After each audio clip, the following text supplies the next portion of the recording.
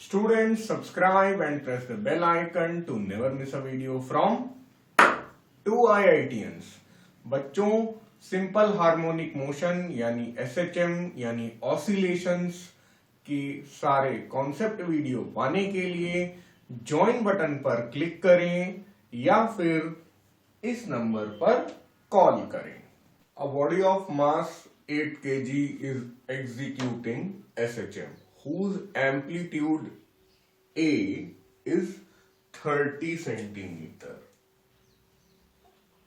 यानी कि 30/100 meter।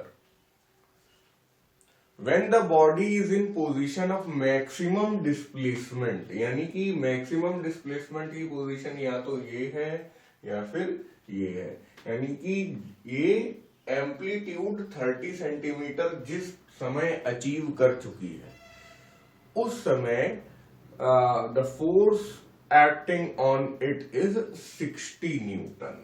तो force is equal to 60 newton, body of mass 8 kg। अब calculate the time period, acceleration, potential energy and kinetic energy at 12 centimetre displacement. आपको 30 centimetre displacement की conditions ये दोनों दी गई है और आपसे बोला गया है कि 12 सेंटीमीटर की कंडीशन में टाइम पीरियड निकालो, बाकी चीजें निकालो। तो याद रखिएगा बच्चों कि टाइम पीरियड जो है वो तो खुद टाइम है और आपका x यानी कि मैं लिख देता हूं ज्यादा अच्छा रहेगा। हम लोग क्या जानते हैं कि y is equal to a sin omega t plus 5। ठीक है, अब इसमें ये हॉरिजॉन्टली कर रहा है तो मैंने x लिख दिया, कोई दिक्कत नहीं है, इससे कोई फर्क नहीं है। x एक्सिस y एक्सिस है। फिर उसके बाद आपका जो वेलोसिटी होता है ये क्या होता है, a omega cos omega t plus 5। फिर आपका एक्सेलरेशन क्या होता है, माइनस a ओमेगा स्क्वायर वापस साइन ओमेगा टी प्लस 5। अब जो बात मैं कह रहा हूं उसको ध्यान से सुनिए। जब x, v और a खुद छोटे टाइम t पे डिपेंड कर रहे हैं तो टाइम पीरियड जो है वो टाइम t पे क्या डिपेंड करेगा, टाइम पीरियड x, v और a इन पे भी डिपेंड नहीं करता। टाइम पीरियड हमेशा उतना ही रहता है। वो ऐसे अगर कोई बोलता है कि टाइम पीरियड किस पे डिपेंड करता है तो वो कहेंगे ओमेगा पे डिपेंड करता है, और आप जानते हैं कि ओमेगा भी कांस्टेंट होता है। तो इसलिए याद रखिएगा कि time period does not depend on position. ये सवाल आपको यही सिखाना चाहता है, time period does not depend on position. तो अगर x पे नहीं डिपेंड करता है तो v पे भी नहीं डिपेंड करता होगा, a पे भी नहीं डिपेंड करता होगा। ठीक है, तो जब हम टाइम पीरियड निकालेंगे बच्चों तो हम लोग ना 30 सेंटीमीटर पोजीशन का इस्तेमाल करेंगे और ना ही जो आगे 12 सेंटीमीटर दिया है उस पोजीशन का इस्तेमाल करेंगे। बहुत इंपॉर्टेंट पॉइंट है ये। ठीक है, तो वैसे तो इस सब पे की जरूरत नहीं है यहाँ पे, लेकिन ये याद रखिएगा कि एक्सेलरेशन तो पोजीशन पे डिपेंड करता है ना। तो जब ये 30 सेंटीमीटर पे होगा तो मैं क्या लिखूंगा, at x is equal to x max, a is equal to a max और f is equal to f max. समझे? तो f इज इक्वल टू क्या था, ma था, है ना। अगर पोजीशन हमारी मैक्सिमम एम्पलीट्यूड की है तो हमारा एक्सेलरेशन भी मैक्सिमम होगा, बस ये बोल रहा है। तो 30 सेंटीमीटर वाली सिचुएशन में अगर हम लोग बैठे हैं तो हमारा maximum amplitude x is equal to x max का मतलब क्या है, x is equal to a, है ना। तो जब मैक्सिमम एम्पलीट्यूड की कंडीशन है तो फोर्स भी मैक्सिमम होगा, एक्सेलरेशन भी मैक्सिमम होगा। यहाँ पे इन्होंने बड़ी चालाकी से force acting on it is 60 Newton बोला। अगर कोई पूछे कि इसमें मैक्सिमम फोर्स क्या होगी तो वो भी हम लोग क्या कहेंगे, 60 न्यूटन ही कहेंगे। ये बात मैं आपको बताना चाहता था। खैर ये कंडीशन है कि आप जान ले, वैसे इसकी भी बहुत विशेष जरूरत नहीं। तो ये याद रखिए, जब हम लोग यहाँ पे F is equal to m a लगाने वाले हैं तो वो जो A निकलेगा वो A मैक्स होगा, है ना। F is equal to m a, f max is equal to A max into m, ये लिख सकते हैं हम लोग। ये समझाना चाहता था मैं।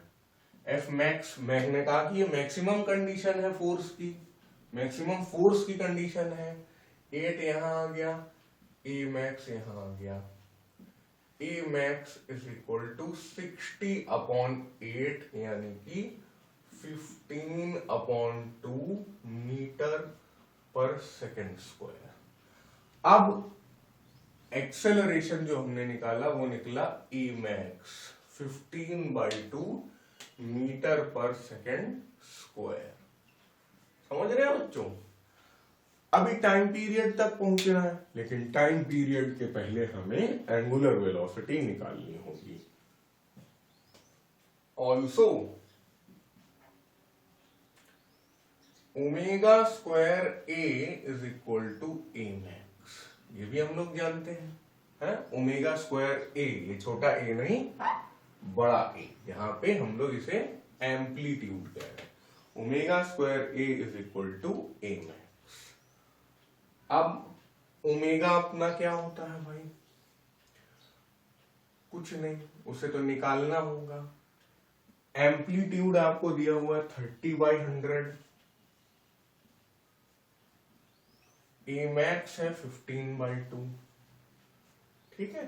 अभी थोड़ा इधर चला जा रहा है, हमें यही रहना है। Omega square is equal to 15/2 into 100 divided by 30, तो 15 दूनी 30, 100/4 यानी कि omega square is equal to 25, यानी कि omega is equal to 5 radian per second. अभी हमें खुश नहीं हो जाना है क्योंकि ये हमारा आंसर नहीं है। हमें, हमारा पहला पार्ट था कि टाइम पीरियड निकालो, और आप जानते हैं कि टाइम पीरियड जो होता है वो पोजीशन से इंडिपेंडेंट होता है। टाइम पीरियड पोजीशन पे डिपेंड नहीं करता। उसी तरह एंगुलर वेलोसिटी भी पोजीशन पे डिपेंड नहीं करती है, ठीक है। तो अब जब ओमेगा निकल आया है, time period is equal to 2π/ω, 2π divided by 5, ठीक है। तो ये कैलकुलेट करना काफी आसान है, लेकिन मैं थोड़ा चालाकी कर रहा हूं। मैं इसे लिख रहा हूं 4π/10। अब पाई कितना होता है, 3.14, 3.14 का 4 में मल्टीप्लाई होगा, 14 चौको 56, 4 3 12, तो इसलिए मैंने ये किया था। वैसे वो भी कोई कठिन काम नहीं है। 12.56 डिवाइडेड बाई 10, तो ये हो जाएगा 1.256 सेकेंड, ठीक है। टाइम पीरियड हो गया 1.256 सेकेंड। आप देखिए, कई चीजें पाई वाली याद करने के लिए मैंने आपको कही हैं, तो उन्हें आप याद करते रहिए। अभी मैं लिख भी देता हूं आपके लिए। तो ये हैं वो याद करने वाली चीजें। जैसे पाई तो आपको पता ही है कि 3.14 होता है। 2π भी आप मन में ही कैलकुलेट कर लेंगे, 4π ऐसे याद कर लीजिए, पाई स्क्वायर याद कर लीजिए, और √π याद कर लीजिए। जब मैं 8th 9th क्लास में था तो मैंने डिस्कवर किया pi square is equal to 9.8, यानी कि हम पाई स्क्वायर को g के बराबर लिख सकते हैं, ठीक है। तो मैं मतलब काफी एक्साइटेड हो गया था, और मैंने सोचा कि मैंने कोई बहुत बड़ी डिस्कवरी कर ली है कि हम लोग एक्सेलरेशन ड्यू टू ग्रेविटी को पाई स्क्वायर से काट सकते हैं। लेकिन मुझे बाद में पता चला कि नहीं, वो कोई बड़ी बात नहीं है, ये तो सब कोई जानता था, ठीक है। तो चलिए आगे बढ़ते हैं। अभी तो टाइम पीरियड ही हम लोगों ने निकाला, यानी कि टाइम पीरियड 30 सेंटीमीटर में भी उतना ही रहेगा और टाइम पीरियड अपना 12 सेंटीमीटर में भी उतना ही रहेगा। ये याद रख लीजिएगा कि टाइम पीरियड एक्स पे नहीं डिपेंड करता है, वाई पे डिपेंड नहीं करता है, टाइम पीरियड पोजीशन पे नहीं डिपेंड करता है, टाइम पीरियड वेलोसिटी पे नहीं डिपेंड करता है, टाइम पीरियड एक्सेलरेशन पर भी डिपेंड नहीं करता है। हाँ, टाइम पीरियड मैक्सिमम एक्सेलरेशन के फॉर्मूले से इक्वेट किया जा सकता है, बट फिर भी डिपेंड नहीं करता। अब बात आ जाती है कि हम लोग नया एक्सेलरेशन निकालें एट 12 सेंटीमीटर। ठीक है, तो हम लोग यहाँ पे तो x की बात कर रहे हैं। At x is equal to 12 centimetre find A, ये सवाल है एक तरीके से हमारा। हम लोग ये जानते हैं कि जो अपना एक्सेलरेशन है वो डायरेक्टली x पे ही डिपेंड करता है। कैसे? Acceleration is equal to minus omega square y हम लोग लिखते थे, यहाँ पे हम लोग चलो x लिख लेते हैं। आई बात समझ में? क्योंकि मैंने जो बनाया वो x डायरेक्शन था, आप अपना वर्टिकल बना लीजिए और y लिख दीजिए। यहाँ तो कुछ बोला नहीं गया क्या करना है, तो हमारी फ्री चॉइस है। बस कितना आसान है। Acceleration at x is equal to 12 centimetre, हम लोग क्या निकाल रहे हैं? माइनस ओमेगा क्या है? 5 स्क्वायर x। 12 सेंटीमीटर दिया है तो 12 डिवाइडेड बाई 100 तो करेंगे।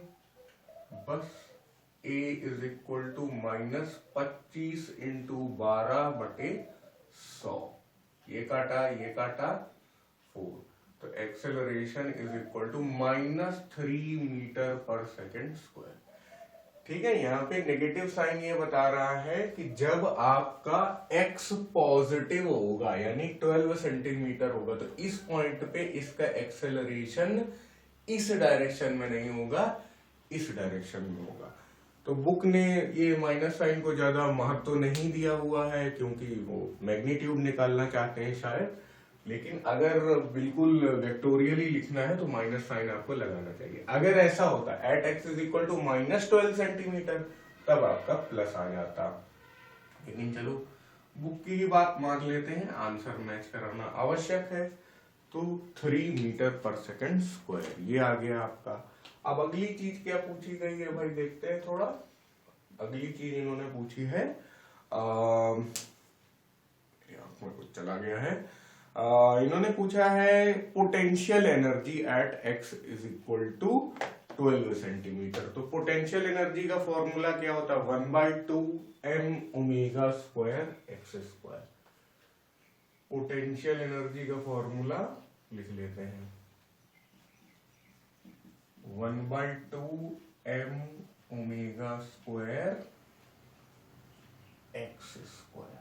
ऐसा ही कुछ होता है ना। और पोटेंशियल एनर्जी पोजीशन पे डिपेंड करे तो अच्छा ही है। टोटल एनर्जी भी इसी तरह होता है, वहां पे x की जगह हम लोग a रख देते हैं, कैपिटल A रख देते हैं ना, x की जगह हम लोग एम्पलीट्यूड रख देते हैं। तो यहाँ पे x इज इक्वल टू 12 की चर्चा हो रही है, मतलब ये सारा काम x इज इक्वल टू 12 में हो रहा है। मास तो चेंज नहीं होगा, वो 8 kg होगा, ओमेगा भी नहीं चेंज होगा, 5 स्क्वायर होगा, x कितना है? 12/100, इसका स्क्वायर होगा, है ना। अच्छा चलो भाई कर ही लेते हैं, 1/2 भी लिखा रहने दो। ये हो गया 25, ये हो गया 12/100, एक और हो गया 12/100, 25 चौको 100। ठीक है, 4 और 2 8, 4 दूनी 8, ये इसको काट देगा। ठीक है, अब कुछ नहीं बचा आपके पास, 144 डिवाइडेड बाई 100, बस आंसर मैच हो गया। 1.44 क्या अपना पोटेंशियल एनर्जी है, तो आंसर क्या होगा बोलो भाई? जूल में। बस ये हो गया पोटेंशियल एनर्जी। ठीक है, अब अगला पार्ट है काइनेटिक एनर्जी। तो काइनेटिक एनर्जी का फॉर्मूला क्या हो गया, half m a square minus x square, फिर से ओमेगा स्क्वायर उसमें मल्टीप्लाई हो गया, इसी के जैसा दिख रहा है ना, ठीक है, सही है। और थोड़ा सा मतलब यहाँ पे जो डिफरेंस है एक्स स्क्वायर की जगह ए स्क्वायर माइनस एक्स स्क्वायर आ गया।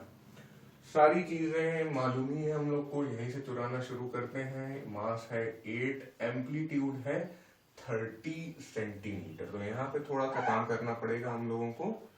30 सेंटीमीटर को हमें लिखना पड़ेगा 30/100 का स्क्वायर, और x कितना है अपना 12 सेंटीमीटर, तो उसे लिखना पड़ेगा 12/100 का स्क्वायर। ओके, ओमेगा कितना है 5, तो 5 का स्क्वायर, ठीक है, इसे भी उड़ा ही देते हैं।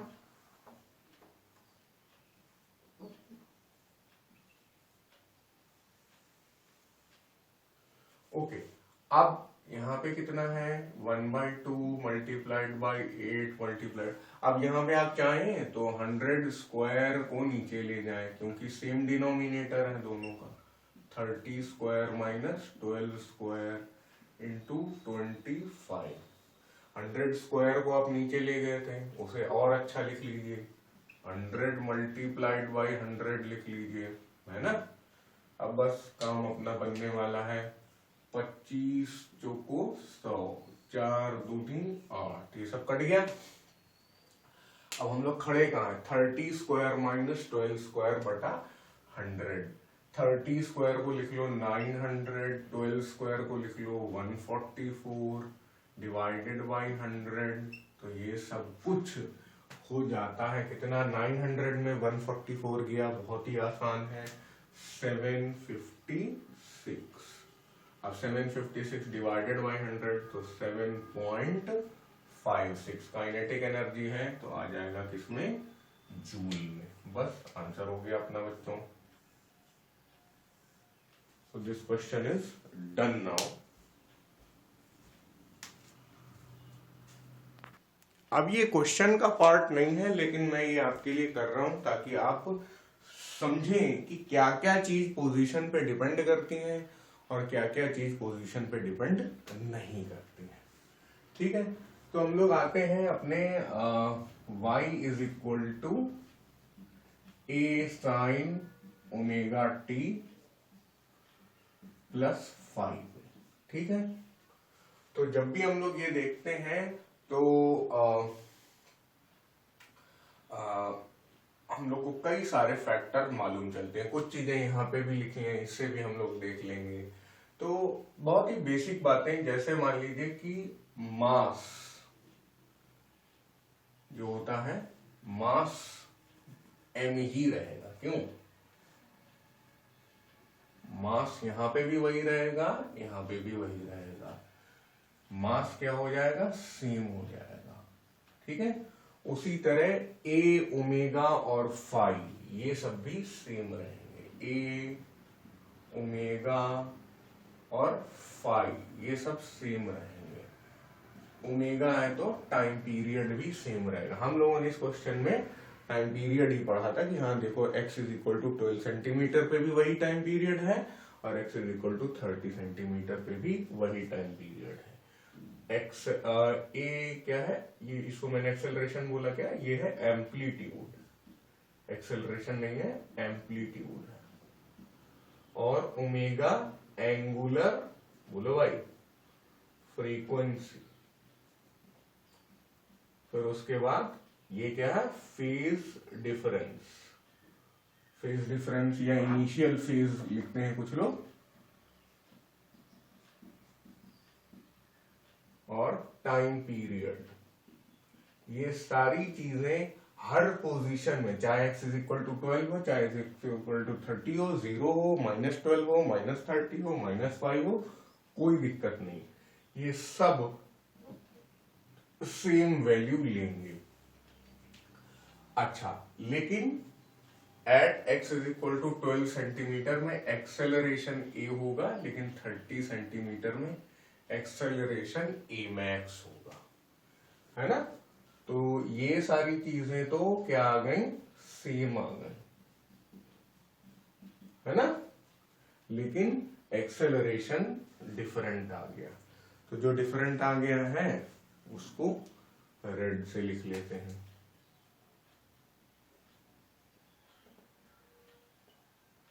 फिर उसके बाद velocity at x is equal to, कोई भी रैंडम वेलोसिटी होगी, लेकिन जब हम लोग सबसे किनारे होंगे तो यहाँ पे वेलोसिटी मिनिमम होगी, वी मिन इज इक्वल टू 0। यहाँ पे ये मान रहा हूं 30 सेंटीमीटर इसका एक्सट्रीम है, जैसा क्वेश्चन में दिया हुआ है, ये सबसे किनारे वाली सिचुएशन है।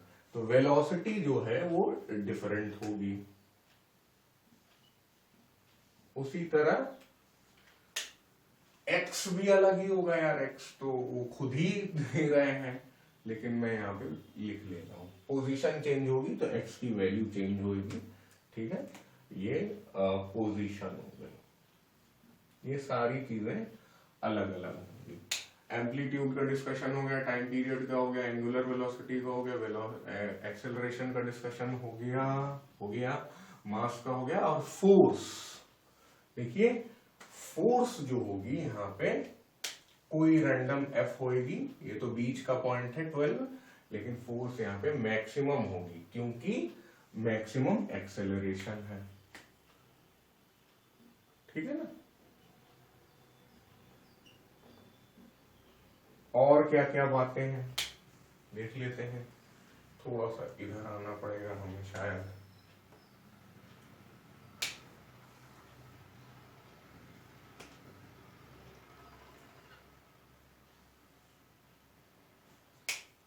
अब उसके बाद फोर्स अलग अलग है, तो दो चीजें और हैं, तीन चीजें और हैं, एनर्जी तीनों की, पोटेंशियल एनर्जी, काइनेटिक एनर्जी